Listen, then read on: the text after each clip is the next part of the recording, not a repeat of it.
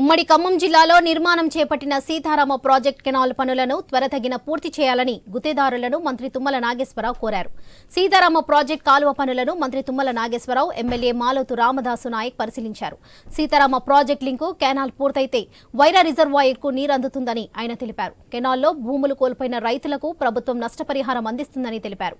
ఎన్నికల కోడ్ అనంతరం రైతులకు నష్టపరిహారం అందే విధంగా కృషి చేస్తామని తెలిపారు. ఆగస్టు 15 కల్లా వైరా రిజర్వాయర్కు నీరు విడుదల చేసి రైతులను ఆదుకుంటామని తుమ్మల నాగేశ్వరరావు తెలిపారు.